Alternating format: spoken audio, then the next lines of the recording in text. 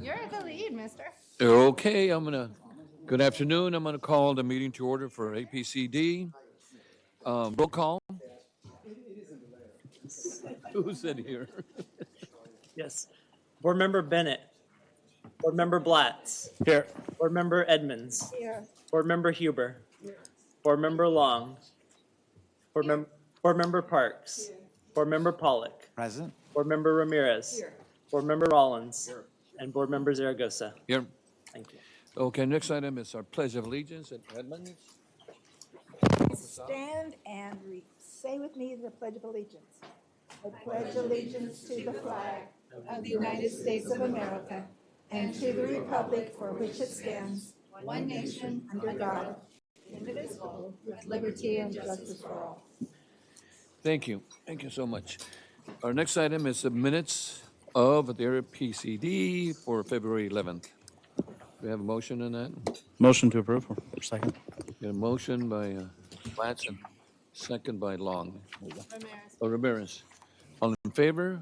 Aye. Any opposed? Okay, that's approved. Our next item is agenda review, consider and approve by majority vote any minor revisions to the board items and attachments and so forth. Any items that we need to remove or add or, Mr. Chair, there are no changes to the agenda. okay? Motion approved. The second, Long and Edmonds. All in favor? Aye. Aye. Thank you, that's approved. Public comments, I don't have any cards for public comments. Thank you. Board comments. Any board comments? I have two, one of which I can remember. Supervisor.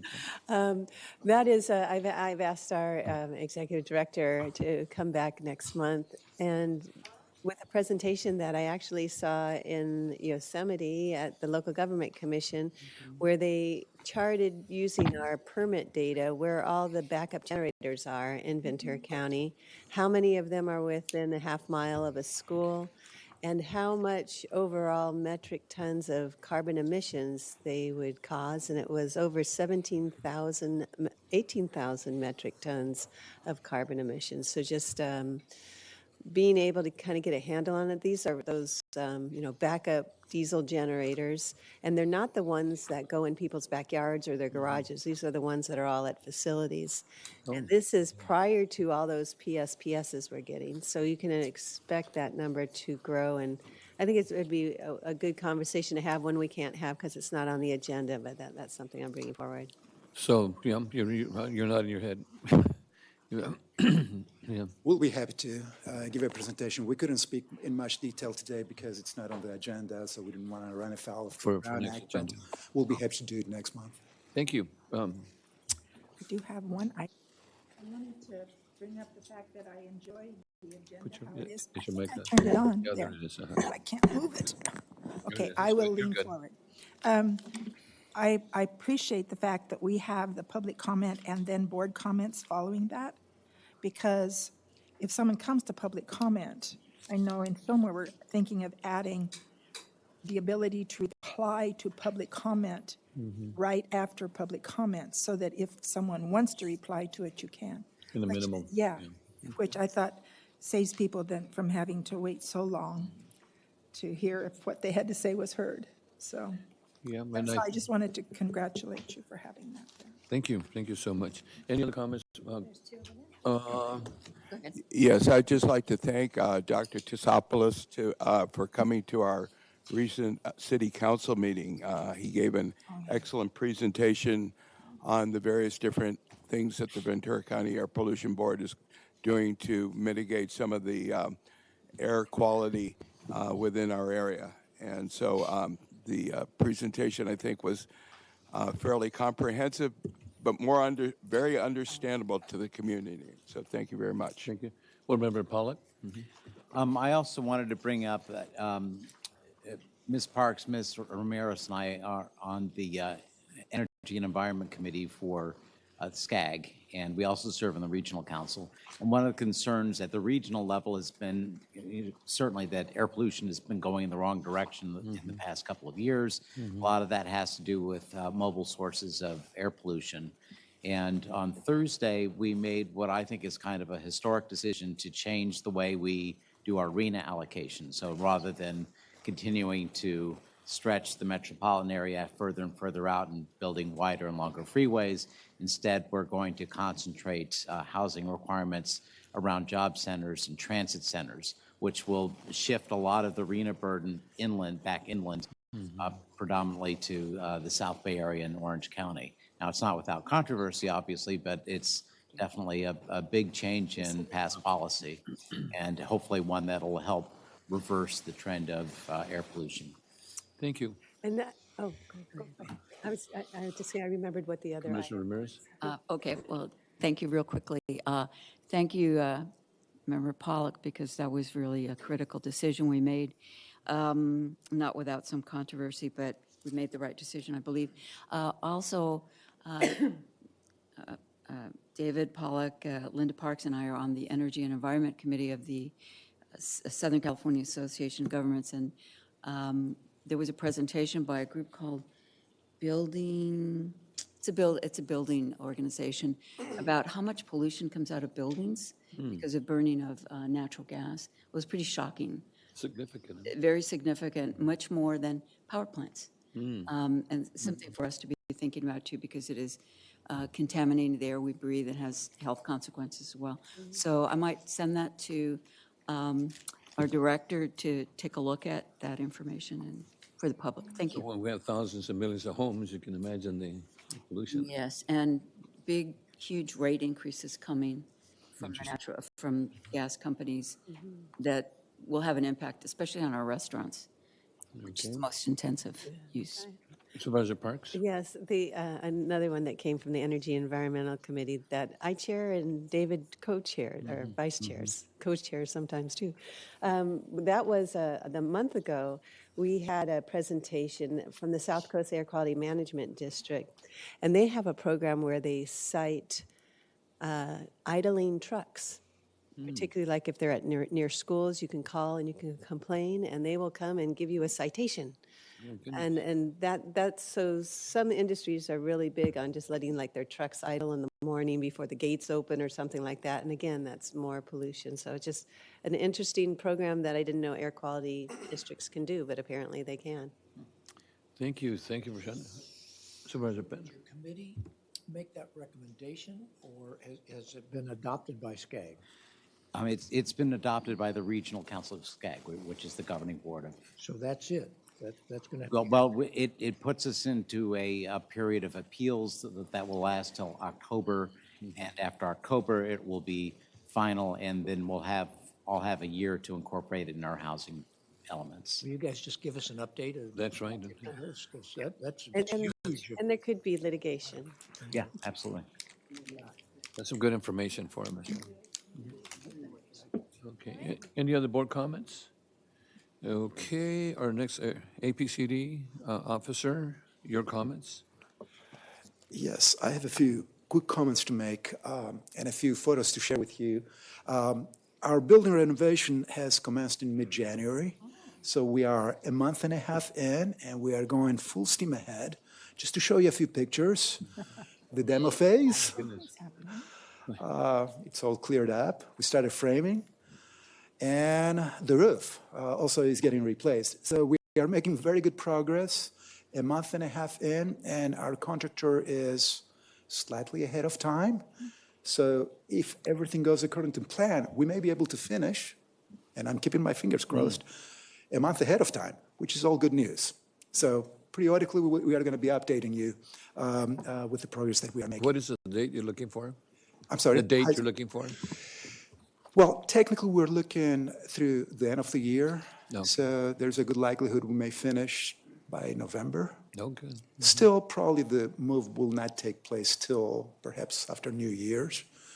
So we'll take, almost the rest of the year, basic for the completion. But at least so far, no red flags. Everything is moving in the right direction with very minor issues. The other comment that I want to make is we deployed in January our new database system, the PRISM, that is replacing our old antiquated system. And by and large, it was a successful transition. There are still a few hiccups that we are working through because that's not atypical with this kind of migration.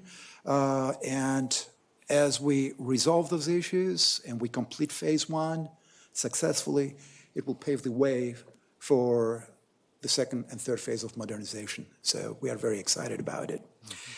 And as Mr. Rollins indicated, last Monday, not yesterday, the last week, Monday, we were at the City Council of Port Hueneme, updating them on our initiatives with regards to the local air quality issues and other issues that the community has concerns about. And lastly, the executive officer and staff, we visited AERA facility here. We received an invitation for them, and we familiarized ourselves with their operation. And that's the extent of comments that I have to share with you. Good. Any questions from board members? Okay, well, thank you. So, we could have built a brand-new building after all the remodeling.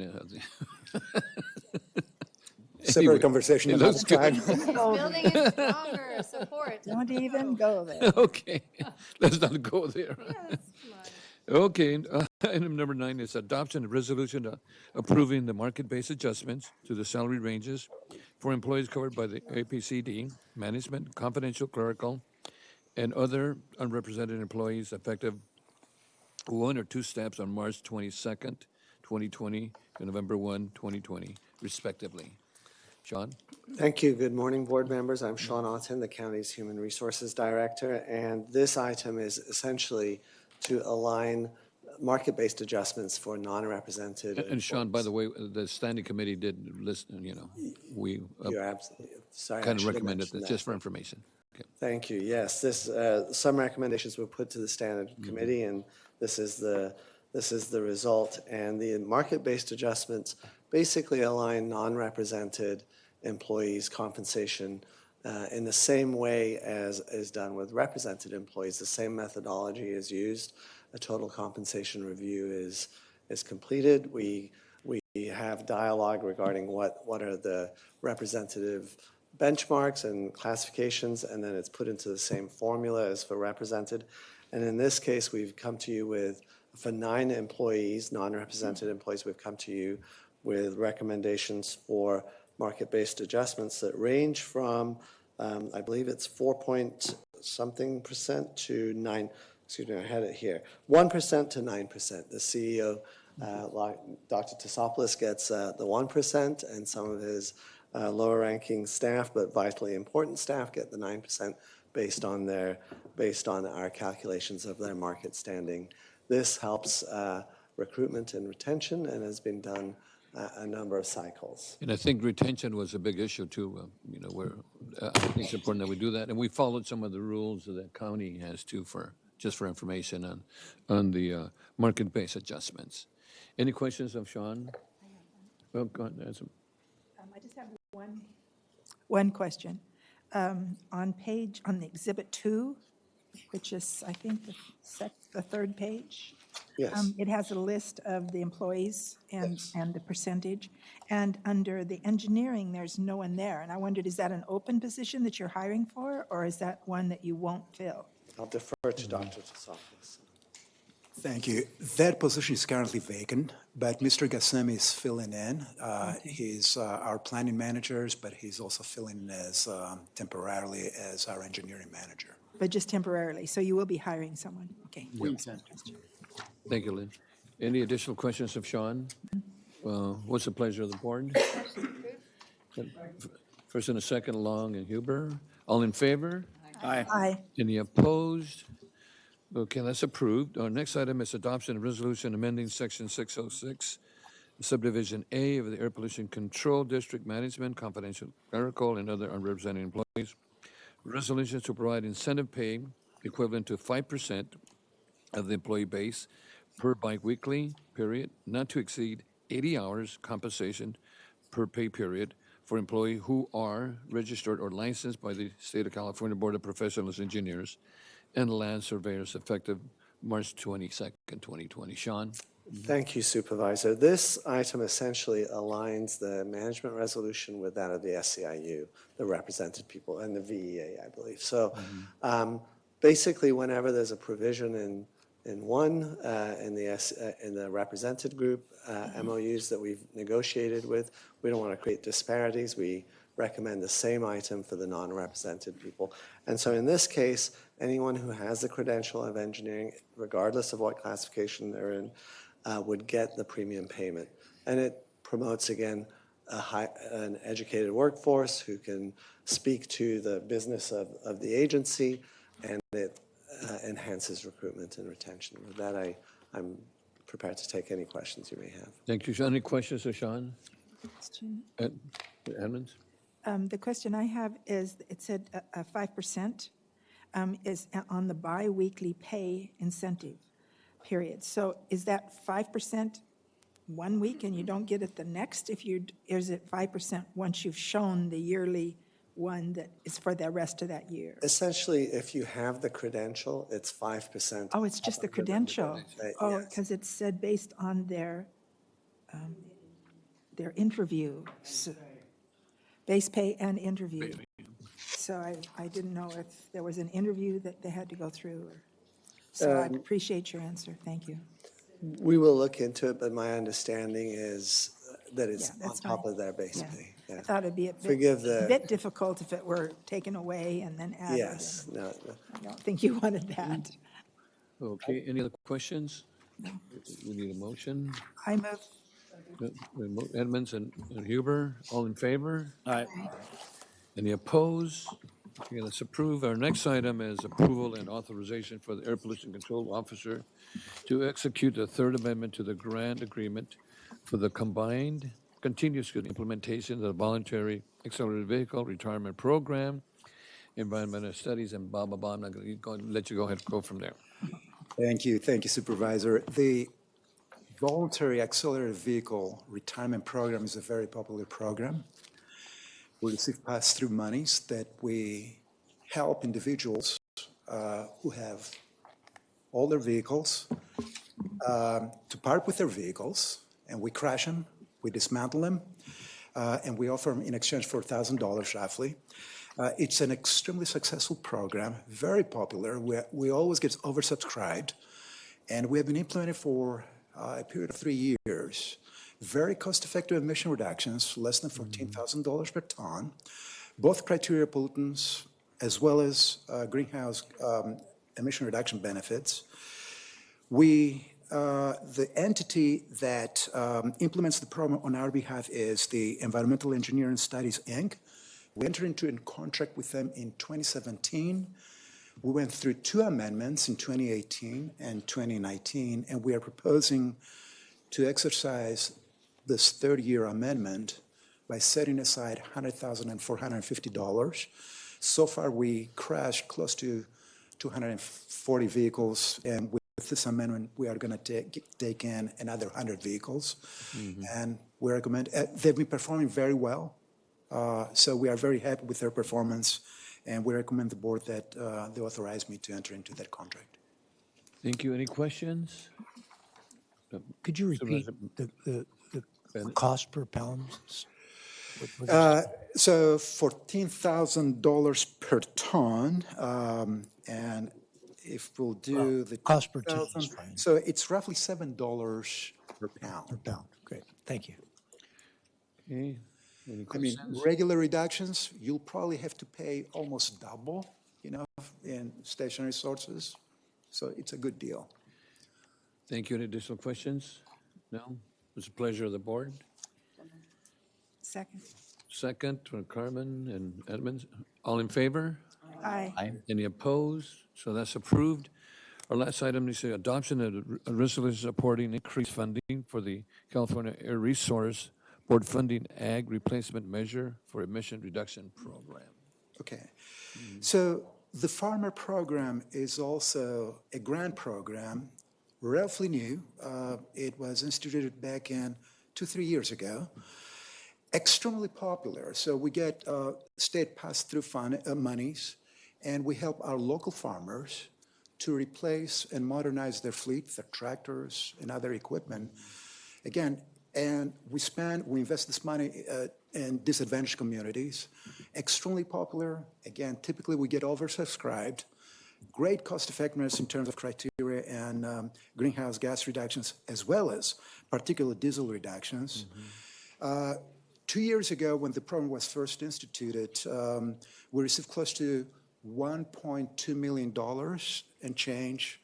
That was slightly reduced the subsequent year to $1,100,000. And somehow, miraculously, this year, our funding was halved. And it's not just us. The entire state, all the districts up and down the states that are implementing this program.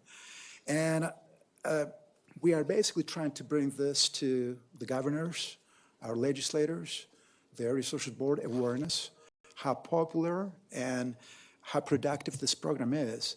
And we are seeking some additional funding.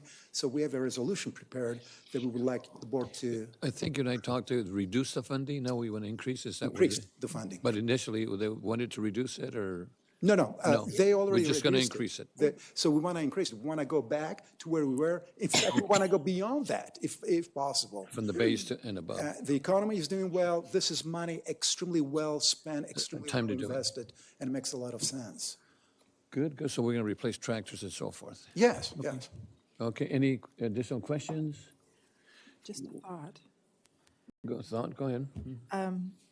There might be a time that we need to also add generators that will be replaced, because I know a lot of people have purchased ones from out of state that don't have the same requirements that we have. Correct. So if we could get more money, we could add that to the, perhaps. Yes, there are attempts, and I don't want to digress here, from the state to keep the individual utilities that are causing the PSPS events responsible. And part of the settlement agreement with the one up north, PG&E, who declared bankruptcy as a precondition to come out of bankruptcy to perhaps establish a mitigation fund. We'll see where that goes, but there are people thinking along the same lines that you are thinking, Good, thank you. which is a very good idea, by the way. Okay, any additional information? What's the pleasure of the board? Zen? Who's first? Rollins. Edmund? Rollins first. Rollins and Bennett. Second, all in favor? Aye. Any opposed? Okay, that's approved, and no standing committee? No standing committee. So we'll see you in April? You'll see me in April. We are going to be discussing the draft budget, so for sure we are going to have. a Board standing- members, we come back at 3. Right. Yes. Okay, all right. Thank you. Thank you.